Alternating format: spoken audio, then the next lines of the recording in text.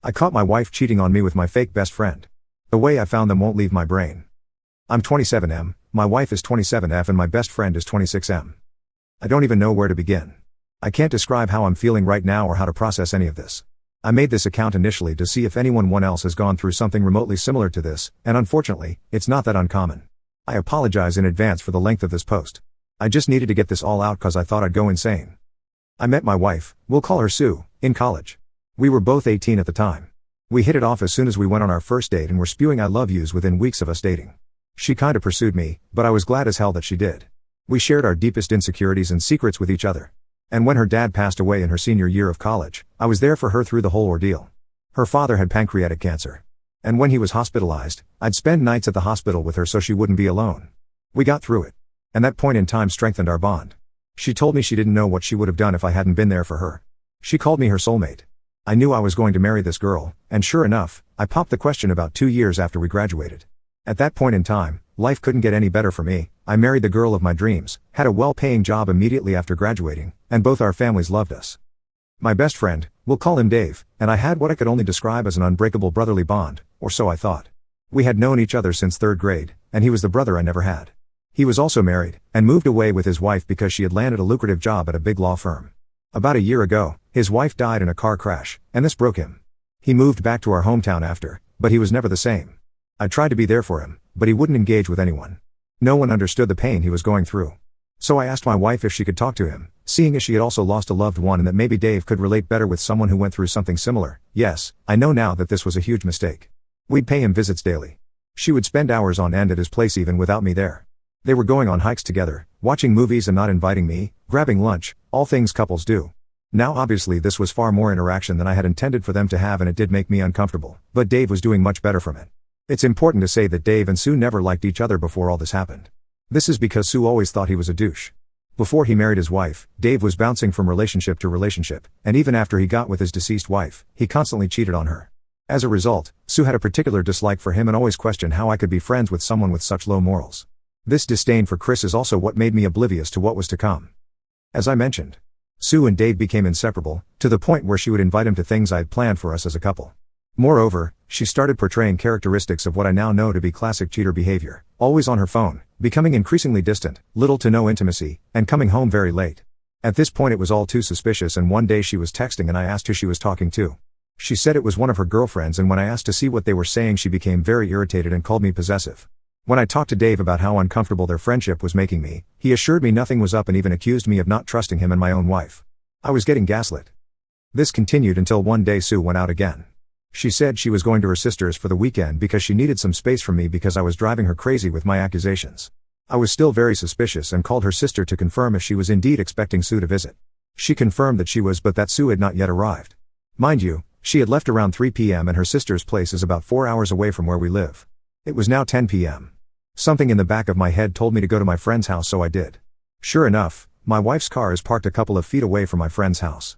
At this point it was clear as day as to what was going on, and I hate to admit it but I cried. Hard. After a few minutes I decided to go in and see if this is really what was happening. I went in through the back door which I knew would be open. I quietly made my way in and I could hear my wife moaning. I was shaking. When I made it to the door of his bedroom I could see through the creak. My wife, bent over on his nightstand. I'll never get that image out of my head. I'm literally crying as I'm writing this down. I pushed the door wide open and they both froze, staring at me.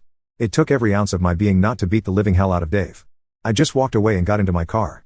I could hear them scrambling and my wife started screaming at me to stop and that she can explain. I didn't want to look at her.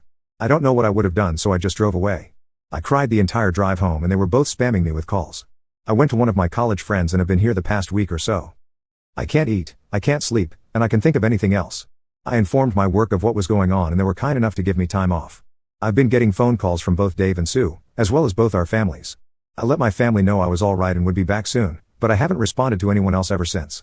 This hurts. So bad. I want to die. I want to be gone from this world but I'm too much of a coward to do it myself.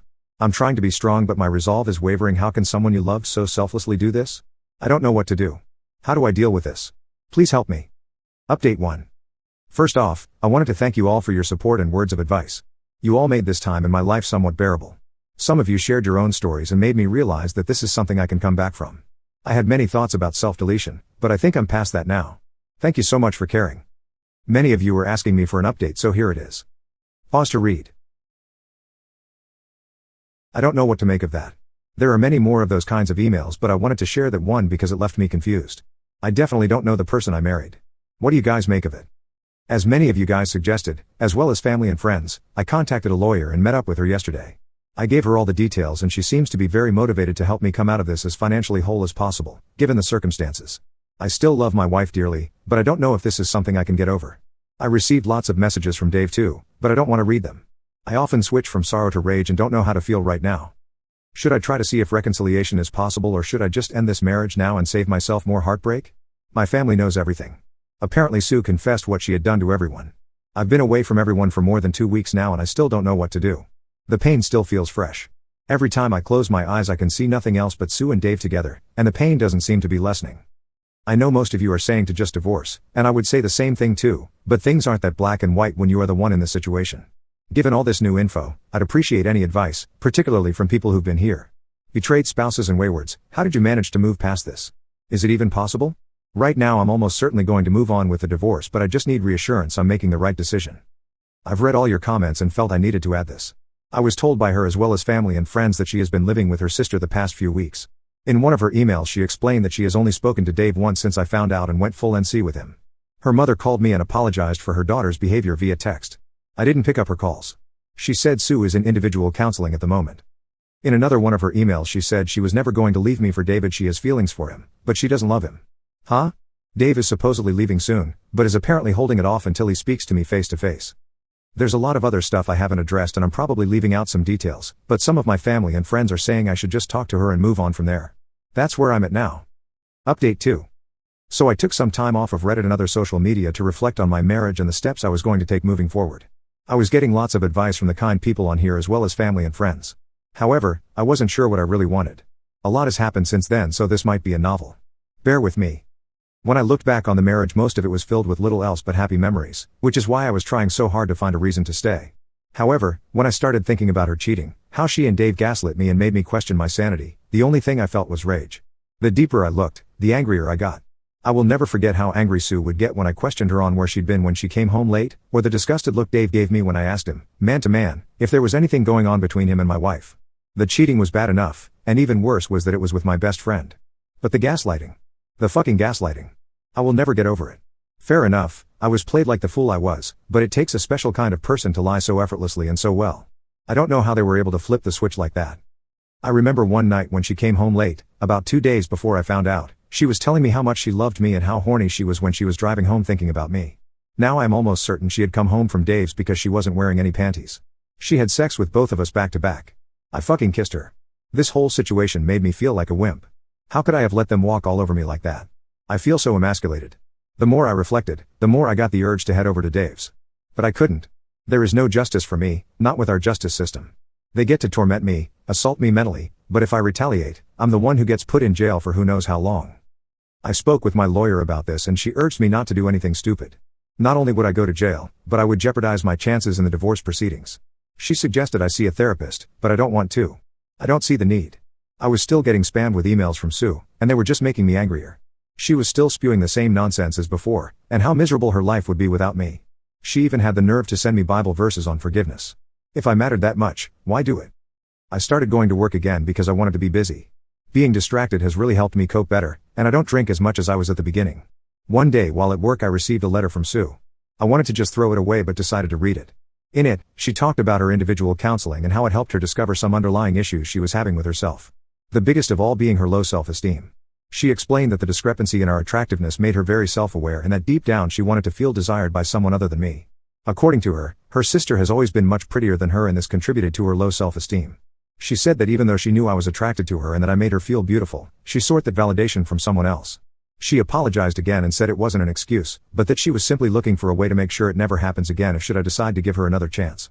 She then proceeded to ask if we could try marriage counseling to work things out. I still didn't respond to anything she or her family sent me at this point. So I just ignored it. Anyway, I started the divorce proceedings and the first order of business was splitting our finances, and unfortunately, I couldn't untangle myself from her without her consent. We each have separate accounts, as well as a joint savings account, and unfortunately, I can't take what I'm entitled to from it without her.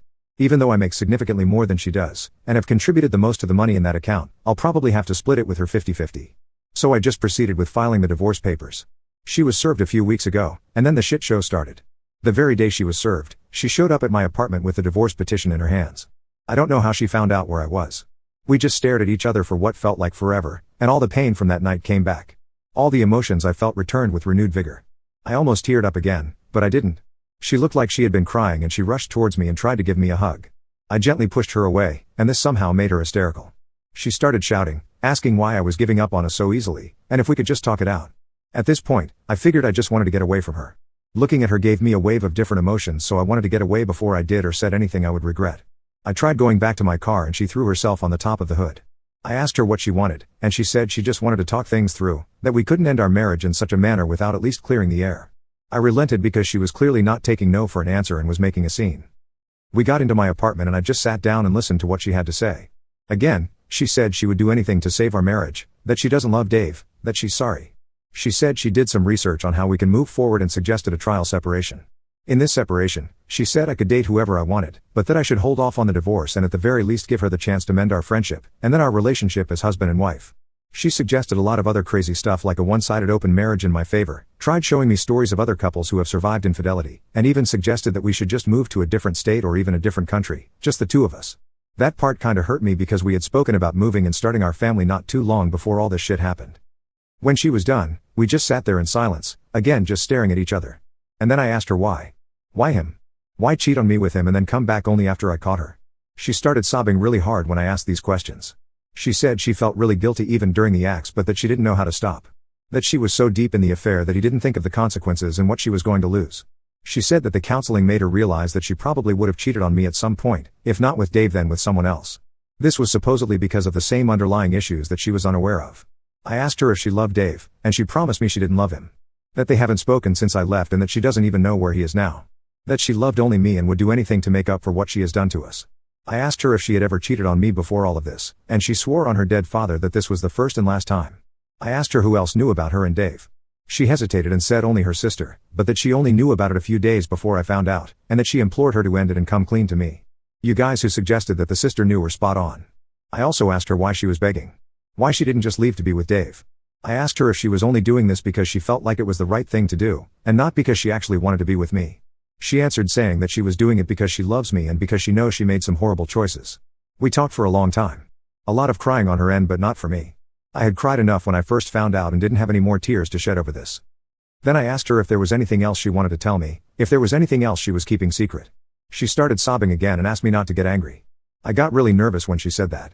She started crying for a bit before I urged her to just say it because she was making me uneasy. Then it came out. She said she found out she was pregnant not long after I had left and that she got an abortion because she wasn't sure who the father was. She said she thought if it turned out to be Dave's there would be no room for reconciliation, and she felt she had to do it. I couldn't believe what I was hearing. I was in shock and she started begging even more not to let this be the end of our relationship. I just went numb. I asked her to leave and she begged me to stay. That we still needed to talk. All this begging was simply infuriating, coupled with the news I just heard. I asked her how far along she was when she found out she was pregnant and she said a few weeks. Then it hit me. Wait. You said in an email that you only started having sex with Dave about a week before I found out. Was that a lie? She nodded. She fucking nodded. She explained that she only said that because she didn't want to hurt me with the details and was trying to minimize it. She confessed that it was physical for less than a month. She tried to console me but I pushed her away. I asked her to leave and never come back. She tried saying something but I just started yelling at her to leave. She asked if we could talk again once I've processed everything and I refused. I told her I had found a job in another state and would be moving as soon as the divorce was underway. In our state, there is a 2-month cool-off period after you file. I had already planned on doing this and was just finalizing everything before I resigned from my current job. I had already given my boss a notice at that point. When she heard this it was more of the same crying and pleading like before. I told her to leave or I would call the police. She reluctantly left, and I just lay on the floor wondering where I went wrong. How did my marriage get to this point in such a short period of time? I just couldn't understand it. I was somewhat sure of the divorce before but after she and I spoke, I was now more sure of my decision than ever before. I ignored all efforts on Suzanne for contact again. However, a few days ago, this was on Thursday, I received a phone call from my mom that Sue was in the hospital. Apparently, she was hospitalized for a drug overdose. This all felt like a nightmare. I still don't know how to process all of this. Why is all of this happening? I visited Sue in the hospital and she seemed to be okay, but she was checked into a psych ward. That's where things are at now. I still have no idea why she would do this, and the time I visited her, she was asleep. It hurts cause I still love her, and right now I'm just happy she's okay. I haven't been thinking of the divorce given what's going on right now. How do I even proceed? There's probably a lot of important details I'm leaving out, but adding them will just make this unbearably long. I just need suggestions on what I should do next. Update 3. I was hoping my last update would be my last post relating to this matter, but here I am again. It's been about 8 months since my life turned into a shit show, and unfortunately for me things just keep getting worse. I'm not going to go into detail, but I hope I can give enough to get some constructive feedback from you on here. You've been far more helpful than you know. The last time I posted, Sue was in a pretty bad mental state, and fortunately, she got better after some therapy. I felt really bad for her, but I knew I couldn't stay. I know a lot of people have made it through this kind of stuff, but I know myself. Had I stayed, I'd only be doing myself and her more harm than good. I'll never get over it, and will probably harbor some resentment even a couple of years from now. We agreed to divorce, but she wanted us to remain in contact even if it was just minimal. The divorce process was pretty smooth, and we got divorced about a month ago. I moved to the West Coast to start anew, and things were finally starting to look good for me. But then I got a phone call about Sue again from her sister. And long story short, Sue suffered from a stroke. She is almost completely immobile on the left side of her body and can barely speak. I can't even put into words how fucking devastating that was to hear, let alone how crushed I felt when I went to visit her. She looked nothing like the person I knew, and she'd always cry when she saw me. One of the worst parts about all this is I can't help but feel like it's my fault this happened to her. People tell me it isn't, but I feel like it is. Even though her closest family says it's not my fault, I can sense some hostility from them whenever I speak to them. Her aunt cussed me out in front of everyone when she saw me, and they were all silent. They just asked me to leave it alone and get on with my life. As much as I wish I could just move on, it still hurts knowing how all this shit turned out. I haven't spoken to Sue since she got the stroke, and her family won't let me see her cause. Apparently, I cause her stress. I don't even know the full details because I don't have the right to know now. I just can't seem to catch a break. Fuck me, I guess. This story is inconclusive. Op has not updated us, nor posted on his account again.